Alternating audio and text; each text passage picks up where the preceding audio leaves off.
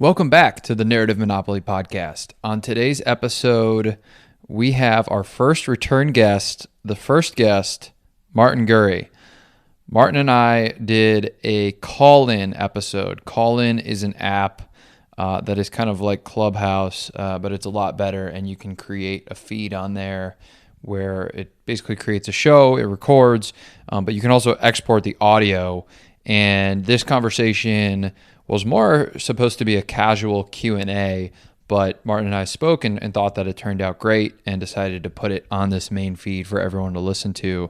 You can also listen to it on the Callin app if you're on there. So it is a bit more casual than normal, but I think it turned out great. We talked to Martin about a possible documentary for Revolt of the Public and also get his take on a few current affairs, including what just happened in Afghanistan, and also his recent piece about history. We talk a lot about history. So without further ado, I will press play and a little bit of housekeeping at the end as well.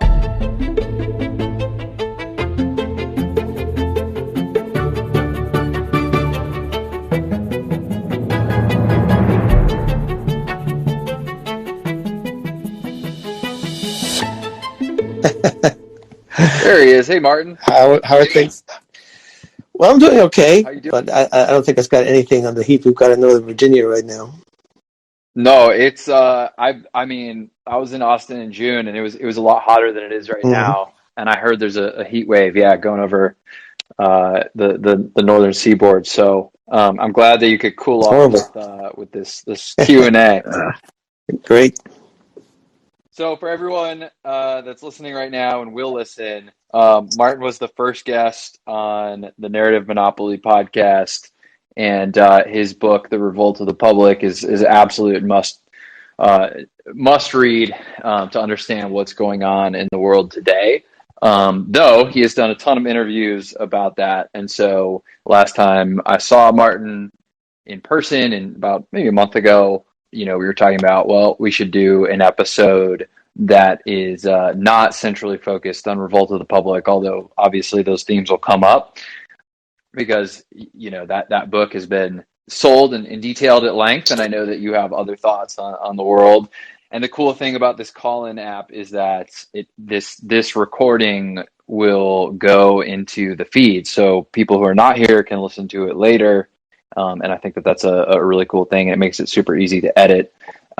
So thanks for being the first guest on this version of the Narrative Monopoly. Great. Happy to be here.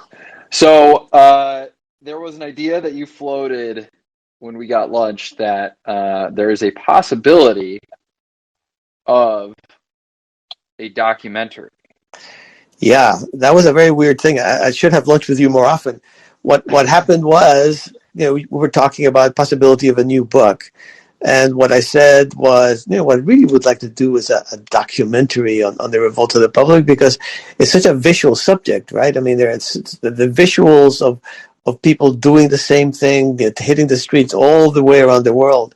It just would make it, and these individuals being so, the characteristics being so similar, it would just make a real fascinating documentary, since I just sort of hopefully fantasizing. The very next day, I got a call from somebody, I won't name names yet because we're still working through the details, saying that they wanted to do a documentary, if at all possible. And so I thought, well, like I said, I should have lunch with you more often. Next time, instead of Christmas and Santa Claus, I'll just book lunch with you. I'm happy to be your good luck charm if that's what it takes. Fun fact for the audience is, the perhaps the best or most striking and poignant example of the Revolt of the Public, being the January 6th on the Capitol. Martin and I recorded that episode, I think, an hour before that started. We got off the phone, and then the day that we got lunch, all of the Cuba stuff was happening. So. Right. So maybe it's good luck for you, but maybe not the world. I don't know. No, I'm like Dr. Death. I mean, after January 6th, the book sales just went crazy, and I literally had to put a limit to the number of interviews I mean, talking is, I mean, it gets kind of old. So I had to put a limited number of interviews so people wanted to talk to me because something horrible had happened. I mean, it's like, it's not my fault. Yeah, it's not your fault, but you're like the doctor here. You're the only one that can diagnose what's going on. Yeah, nobody likes the doctor. So let's dive right into this piece that you just wrote for Discourse magazine, the use and abuse of history. So Mm-hmm. could you give the audience a quick overview of the piece, and then why did you feel that it was necessary to write it?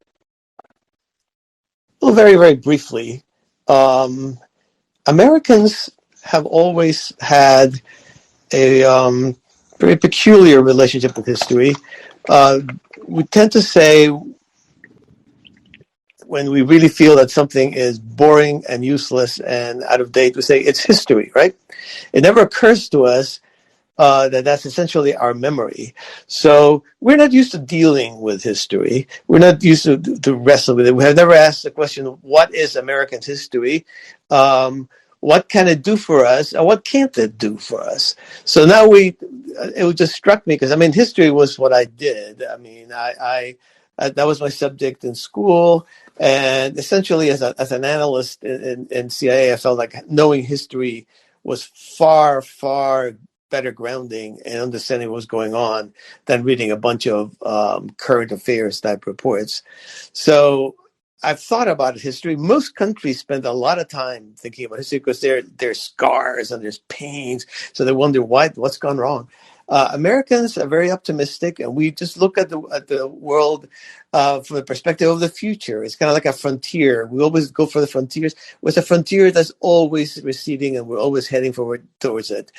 And then we have this, I don't know what to call it, this strange political tussle over critical race theory, racism, whatever you want to call it, and whether American history portrays us as a good country or a bad country, the land of the free or the land of the oppressors.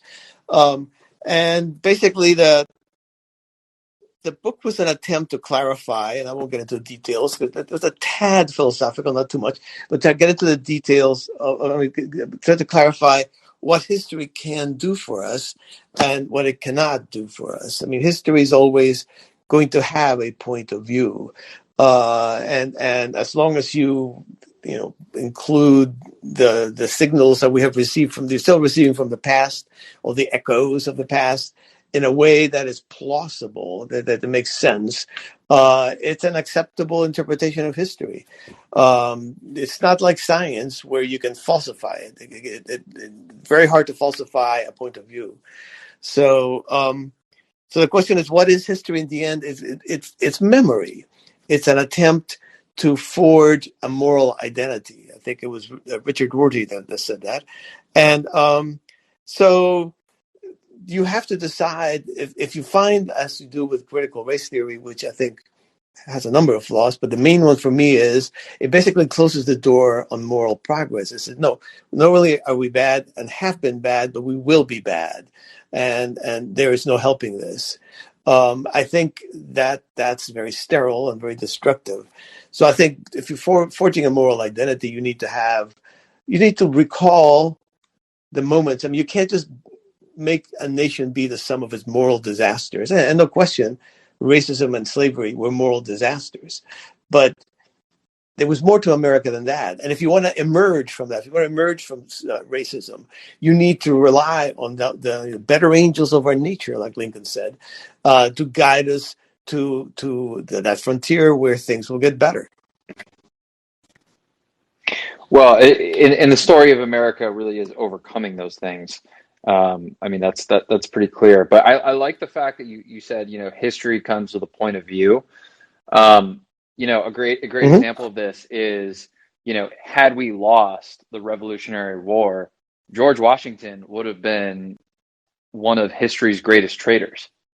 He would have he would have been known as Right. history's greatest traitor. So it really is that I wouldn't go so far as only the victors write history, but in effect, it is subjective. Yeah, if I may interject, I actually would Yep. disagree with you. I think a man of the character of George Washington would go down as a man of the character of George Washington. He would have just been a loser instead of a winner. And when you look at, for example, the history of the ancient nation of Israel, its great moral moment came in defeat, not when they were conquering lands and slaughtering the Canaanites and building temples and stuff like that. It was when they were defeated that the prophets came along to express a much deeper morality, a much deeper relationship with their God that they had before. So you can lose and Now, still. what if? But that would be based off of our conception of morals, right? So what if ISIS, actually completed their goal of a global caliphate, and now all of a sudden, that those morals are no longer moral. They're immoral. Well, we conducted that experiment, I think, and I always make it a point to say I'm an old guy. Okay, so on the one hand, that means I'm an old guy. On the other hand, it means I've got perspective. And we conducted that experiment. The Soviet Union told us for 75 years, your morality is essentially the morality of the dollar and of exploiting people to obtain that dollar. And our morality is one of sharing and equality. And there were many people here. Everybody talks now about the Cold War having been a moment of moral clarity. Well, those people weren't here, okay? There were many people in the West who were persuaded that this argument was true. Not necessarily communist. They just felt that the system was morally superior to ours. And it collapsed. And it collapsed as much as anything out of moral hollowness. It had nothing in its core. Nobody really believed in it. Nobody thought that really was the way they wanted to live. So I think if ISIS wouldn't last 75 years if it conquered the world. It would last much less than that. It would be a barbarian kingdom. Barbarian kingdoms last a generation or two and then they disintegrate. So it's a very I want to say Rousseauian view that people are inherently good. Oh my God, no! I am not Rousseauian in any sense or shape. That's what I thought you'd No, say. no, no, no. What I'm saying is there are certain constraints in governing human beings, right? You have to, in some sense, appeal to those things that make us human. If you try to pretend that we're angels, if you try to pretend that Rousseau designed us and not Mother Nature, um, we're going to rebel and we're going to cast off that coil and we're going to go back to being ourselves. So the Soviet Union actually was based on the idea that we're all Rousseauian humans and that we're all good people and we don't really want to strive to compete with one another and excel with one another, but rather to share. And that doesn't work. That just doesn't work. Even if it were sincere, which it wasn't, it wouldn't have worked. Now let me get your thoughts on this. Would you say it's a fair assessment that history is the data set for all ideas? Yeah, history is memory. Memory is a really interesting thing. Again, in my lifetime, the interpretations of what memory is have changed very much. And where things seem to have settled is it's not a recollection of the past. It's we needing something in the present and mining this very loose perspectival data set, yes. But it's not data set in the way that, a bit would be a data set. It's because it's much more loose and interpretive, looking for something back there that can help us right now, right? So the memory is, it's not really about the past. It's not even about the present. It's about the future. Memory is about decisions we have to make about the future. And I think history provides that for a nation and a people and a community. And so there are many contradictions. I mean, there's an infinite number of facts that have happened in the past, from somebody who just sat there or to just gigantic battles that decided, whether kings would live or die. So why do you choose certain facts and you ignore other facts?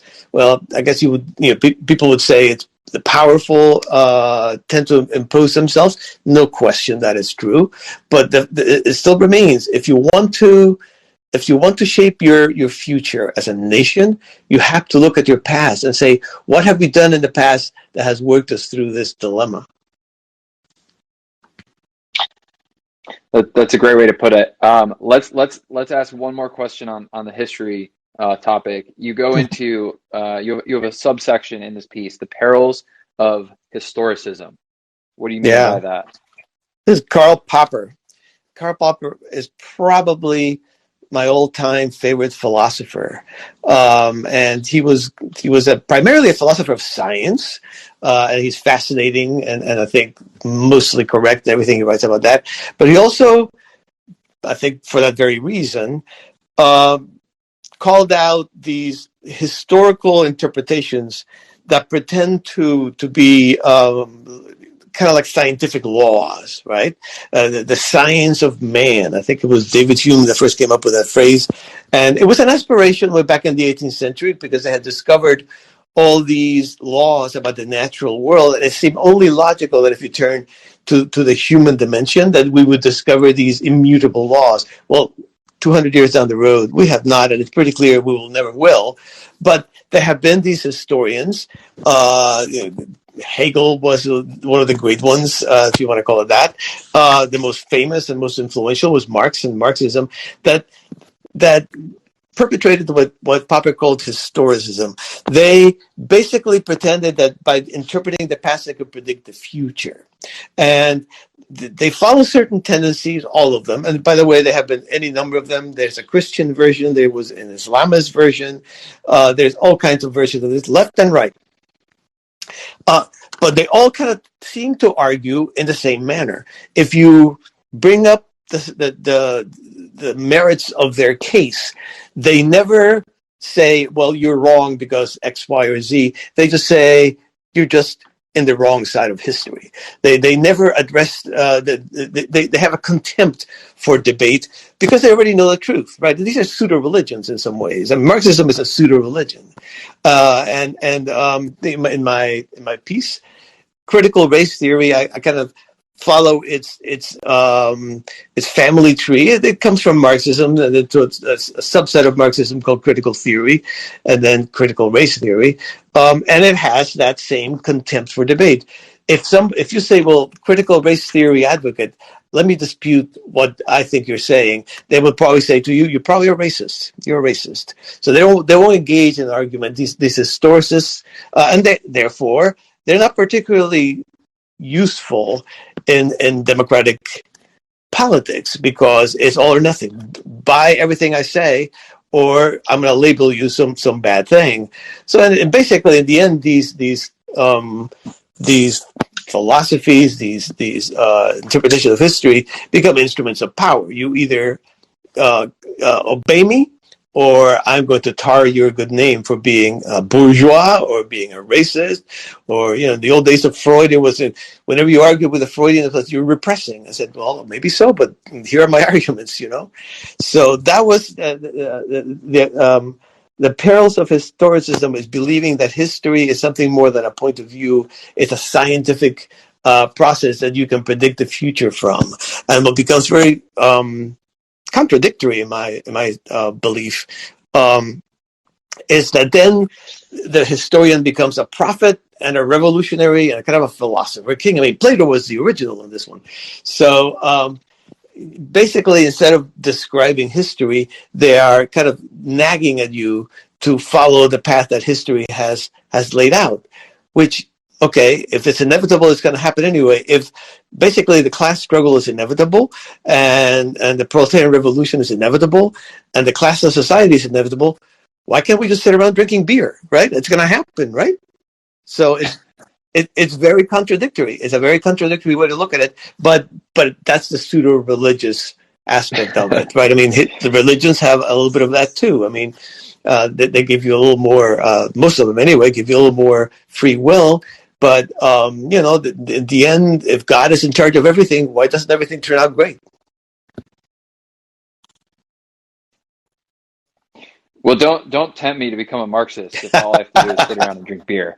That It's doesn't called sound vulgar too bad. Marxist. So, the thing that you're pointing out is like it's just become so obvious in society today that there is like this crop of people who are not interested in debating ideas, and it's more so an exercise in power. And the surest sign that that is true is there's no there's actually no like underlying logic that they give if there's a counter argument. I personally don't get that. I mean, if you can't argue the other side's position of your idea, like even if you full-fledged believe in something, if you can't argue from the other person's point of view, then it's clearly not an exercise in intellectual curiosity and in trying to achieve the best outcome. Of course, these things would never happen in business because you would just go out of business. They're always in this societal power struggle. Right.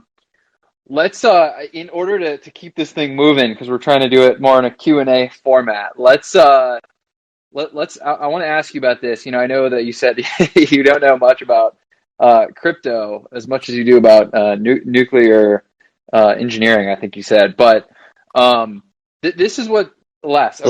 This is what struck me that I don't think anyone's really talking about, which was this was kind of the first time where there was a open source yet cohesive response to a piece of legislation in Washington, and the voices within that open source community were louder than the legacy distribution. The news, like the fact that the amendment on crypto was basically the talk of the town, and it was across all of the mainstream outlets. Where usually what happens is the big players in cable news and the newspapers, like they still have the ability to set the agenda when we're talking about stuff in DC. They were overtaken by the audience that crypto has. So, for example, like Anthony Pompliano, he's got 1 million followers on Twitter, and there's a lot of people in the crypto community that have 10, 20, 50, 100,000 followers on Twitter, and it's not just on Twitter as well. I mean, it's across the internet. So, I wanted to know if you had any thoughts on that, because it very much is in line with your idea of these popular revolts being organized almost spontaneously, but there was a central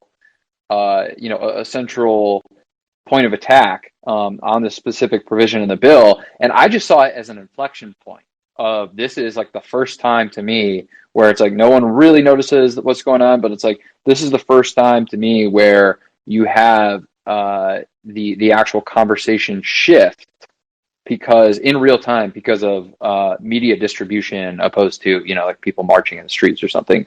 Do you have any thoughts on that? Yeah, I mean, my big thought would be wait and see. I think that I wouldn't leap to any enormous conclusions. Here's the thing: we live today in two different worlds, two different dimensions. It's really quite remarkable how that has happened. The people who are I call them elites, and they run the institutions and they work in the institutions. They primarily live in a world of the old analog world, and the rest of us tend to live in a much faster, much flatter world. And the two worlds, but we all live partially in one or the other. And I think this incident was, like, to me, the absolute sort of like, if you want to take a case study of how this works, here it is. Okay, well, here's the government. The government is thinking about something that it has very little clue about, which is crypto, because anything that has to do with digital, the government has no clue about. So what does it think about that? Well, most people, when they think about these innovations, they think, well, how can we turn them to advantage? How can we bring in the public? Well, the government looks at it and says, it's a milk cow, right? I mean, it's a milk. I want to milk that cow. So it to me, it's so remarkable. The only use these innovations have in Washington is for taxing or for controlling. So that there's the beginning of the saga begins with these people not seeing the citizen as a customer the way Amazon would, for example, but as a milk cow to be squeezed as much as possible. So secondly, you have, well, guess what? There are millions, tens of millions. I mean, the number of American crypto users, I'm not sure that anybody's put a finger on that, but there are tens and tens of millions of people with crypto in the United States of America, right? And these people are very... I just interject. I did see that Coinbase passed 60 million users. Yeah. Here? I believe so. But I Yeah, because wouldn't, don't quote yeah, me it's on that, hard. but Yeah, hard to tell. It's 50 to 75 million is what I keep hearing, and but it's hard to tell where. But you have to think a large number of those are here, right? So these people suddenly are unified, and how are they unified? They're unified in the way that these internet revolts are always unified. They're unified against. Now, suddenly the government is coming down with a tax mandate, and they are all against. Okay, so you have this flood of people complaining to Congress. And Congress, of course, with its normal spinelessness, is kind of like, what the heck is going on? And, except for the fact that the rules of the House are very, 18th century, I would say, they probably would have turned around and dropped that amendment. So the third part of that is that not only, first you have the government being completely analog and saying, I want to squeeze you. Then you have the public saying, I'm against. Finally, as the public enters the elite field, Congress, it's ineffective because it's too late.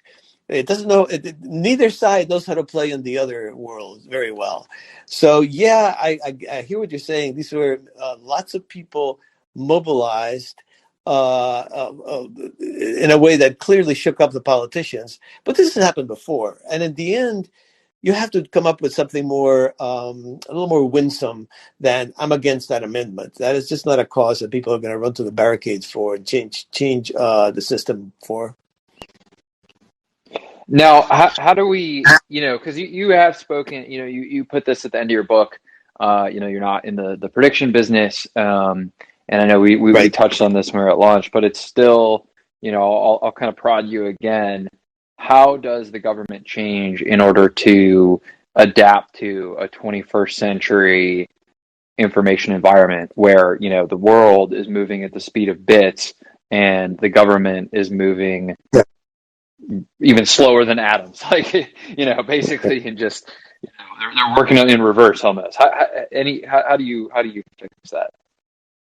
Yeah. I mean, I don't make predictions, but there are certain paths that are pretty obvious to me. Okay, uh, the the institutions of government have got to be reconfigured. They have been reconfigured in the past, right? The institutions we have today are not the ones that the founders and the framers designed. That was a kind of a gentleman's republic and white male and much more egalitarian than ours, but much less inclusive. So in the 20th century, starting from the very beginning, there was this enormous attempt to become far more inclusive. But to do that, the institutions became far less egalitarian. At the time of Lincoln or before, the federal government was nothing. I mean, it was a few people. It changed with every president. Today, millions are Well, the Civil War was like the real accelerant, right. right, in the War size of is government. war is always an accelerant. All right. So when Lincoln took over, it was one size. But even by the turn of the 20th century, it was still. I mean, Teddy Roosevelt, when he was elected, stood in front of the White House and shook the hands of ordinary citizens, and he was famous for his enormous stamina. So he shook the hands of like tens of thousands of people, and he was still out there, basically wore the public out, right? But I mean, you could do that. You could stand out in front of the White House, and people would come by and shake the president's hand who just got elected. I mean, imagine doing that today. So we have reconfigured the government before. I think we have the tools with digital to make it faster and flatter. And there are countries like Estonia that are kind of leading the way in that. There are many experiments that be conducted. You don't have to belly flop everybody at once the same idea. That's why we have a republic, a nation of states. Let the states pioneer which way to do this and see what works, see what doesn't. But we have to.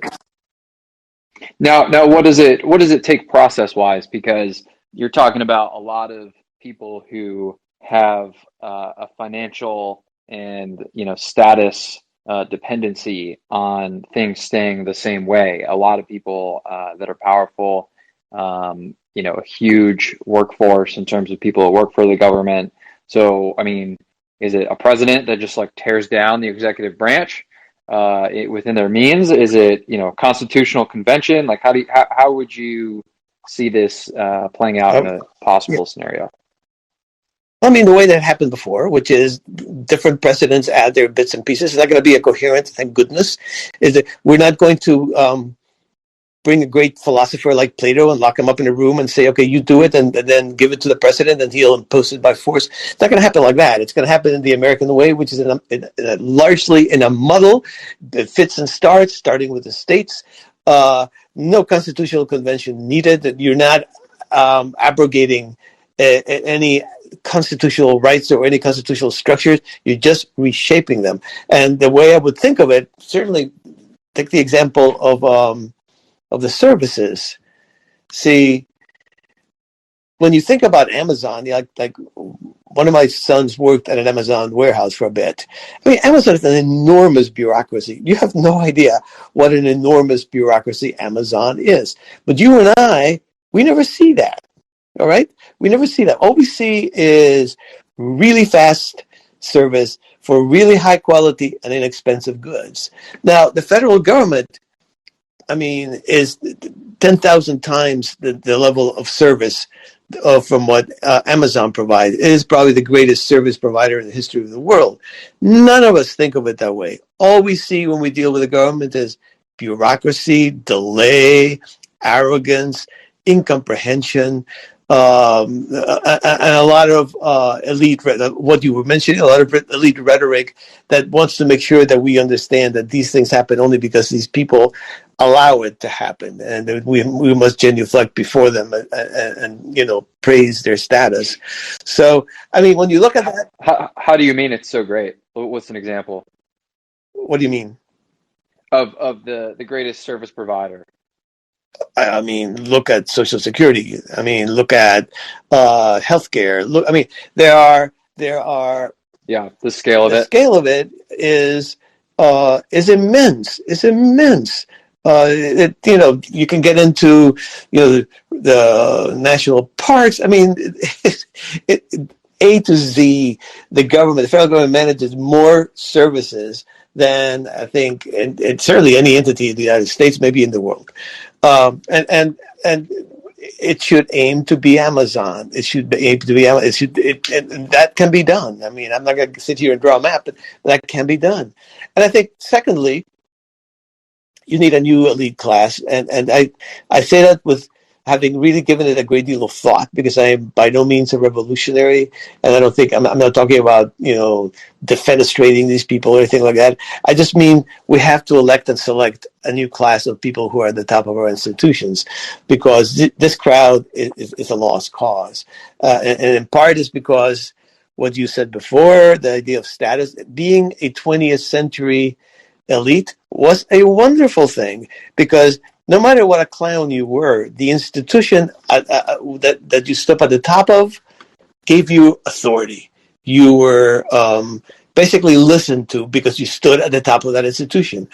So we had some precedents, honestly, in the 20th century that maybe if they had walked in the middle of a cocktail party, nobody would listen to. But they were the president. They were listened to. They were treated with a great deal of respect. That is gone, right? That is gone, and they don't want that to be gone. So you need a new generation that doesn't necessarily need that kind of ego boost or that kind of. Their idea of service is different than that. That it's not about me. It's about the country and its interests. And I think it partly would be generational. I think partly we have to work at it. It's really up to you and me. That's the last piece. Is maybe there is a sense today of pointing fingers, like I have just finished doing, and saying this thing is bad and that thing is bad and that the other thing is bad. And maybe the first thing we have to do is look at ourselves or as an individual and say, well, what is my sphere of influence? What can I do within that sphere of influence to make sure that the future I want to happen happens? I mean, there's a kind of a weird instinct today that we all want to save the earth.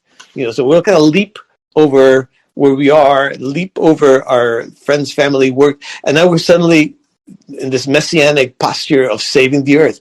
Well, it's really hard to even change yourself a little bit. It's hard to lose weight. It's hard to, you know, if you are a smoker, to kick a smoking addiction. It's so basically, if you can't do these things, the idea that you can save the earth it's a little preposterous. So just look at your family, look at your friends, look at your workspace, look at how you treat the people that serve you. You know, waiters, waitresses. How do you deal with those human beings? And you set an example and a model for what you would like to happen in the bigger sphere of national government and so forth. That's a great way to put it. All right, to keep this moving, what I'm going to do here is I'm going to give you a buffet of events happening across the world. You can take as much as you'd like, or as little as you'd like, and then we will Right. we'll open it up to callers, see if anyone has any questions, and then we'll try to get you out of here at a reasonable time. So, Cuba, the Senate voted to send free internet to Cuba. That will hopefully, spark more information being shared freely and more widely. Cuba, for the first time, authorized the creation of small and medium-sized enterprises. Only 13% of the Cuban workforce are currently employed in the private sector. So now you can actually create a small to medium-sized business in Cuba. All right, Afghanistan. Currently, the Taliban is plowing their way to Kabul, and they could take over the entire country. Currently, they are very much exposed. We have the Biden administration now sending 3,000 Marines in a somewhat like a Fall Saigon scenario. And then, without comment, China. If you have any thoughts on China, we'll just put it out there. So those are your three. Take as much as you'd like or as little as you'd like. All right, those are good ones. Cuba, people of the United States have no idea of the desperate economic straits that country is in. No idea, because people in this country have no idea of what that system is like. So without spending a whole lot of time there, I can say the government is desperate. Okay, the people have lost their fear. That was what they were shouting when they were protesting. They said, "I am not afraid." I thought, well, that would terrify me if I were a dictator. Um, the internet is an essential element. So, of course, the Cuban government immediately reached for what I call the Mubarak switch, which I named after Hosni Mubarak, who, during the revolt in Egypt, killed off the internet and mobile phone service and pretty much flushed himself down the toilet by doing so.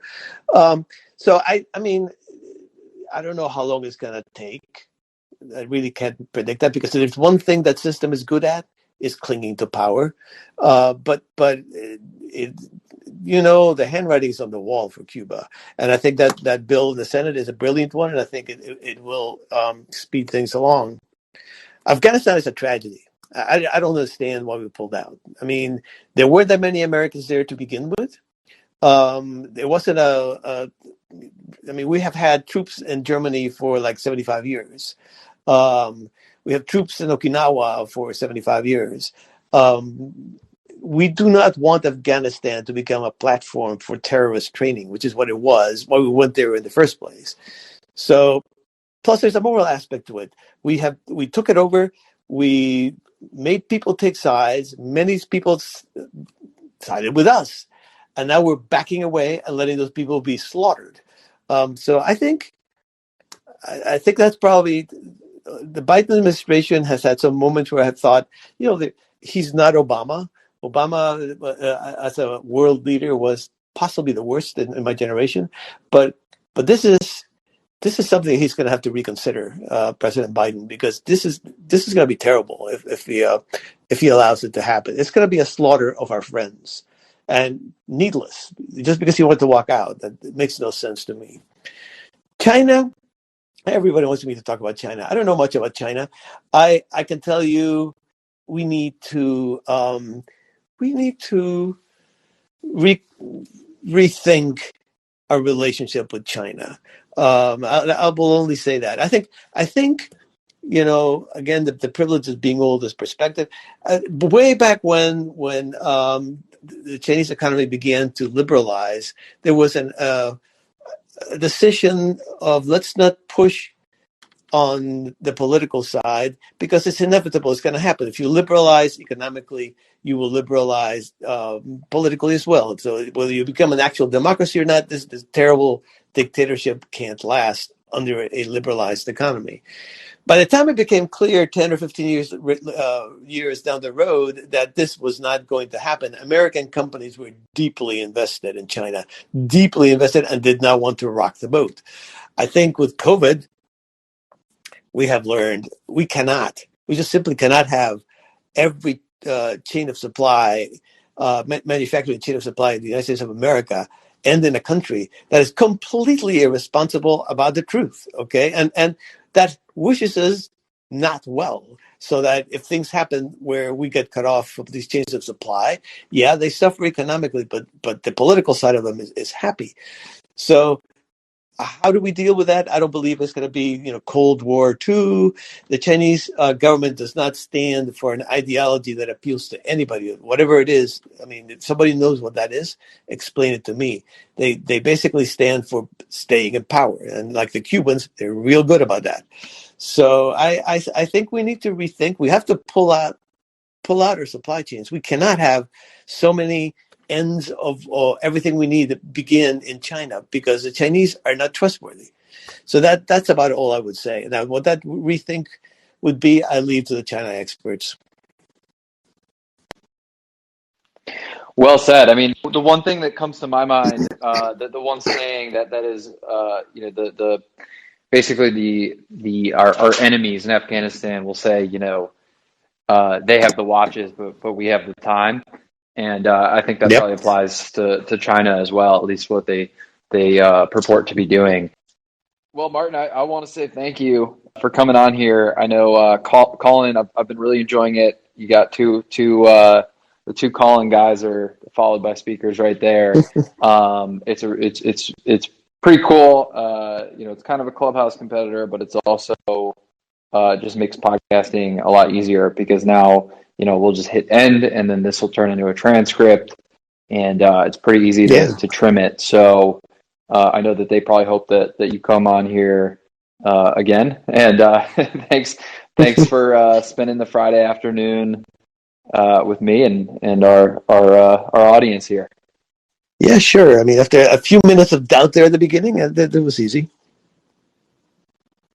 Yeah, I'll talk to Charlie offline. I think some of it was user error on both of us, but that's okay. We're just figuring it out. Okay, so hope to see you soon, Jeff. All right, thanks, Martin, and good luck with the documentary. Thank you. People are waiting for that. And actually, let me make one last point here. I tried to start the show. I think that's how my audio got messed up the first time. I was trying to play All Along the Watchtower, the Jimi Hendrix edition. Yes. And the reason why I was trying to play that song is because I think it would be the perfect song for the trailer for the documentary, because basically the story is, the Joker and the thief are on the outside looking in, and it's kind of this story about them, at least how I perceive it. I don't know if you other people have commented this way, of them kind of like looking in at the tower, and the princes are getting ready to take over, and the thief is telling the Joker to be more serious so they can they can have a shot at basically taking it over, because they're outsiders looking in, which I think would be a good theme for your documentary for the trailer. But that's a great idea. I'll pass it along. There you go. All right. Thanks, Martin. Okay. Thanks, everyone, for listening. Take care. All right. Hope you enjoyed that shorter episode of the Narrative Monopoly with Martin. Again, that was recorded on the Callin app. Makes podcasting super simple. Go listen on Callin and get subscribe to the Narrative Monopoly on there. As a piece of housekeeping, the Narrative Monopoly obviously has missed a few weeks. That is because we are kind of in the background trying to figure out what to double down on. There's some episodes that have done incredibly well. So thank you for everyone for the support and trying to figure out what that through line is and figure out how we can beef this thing up. So it's a bit of a summer break, but nonetheless, we are coming back with bigger interviews. So appreciate the support, and we will see you next time.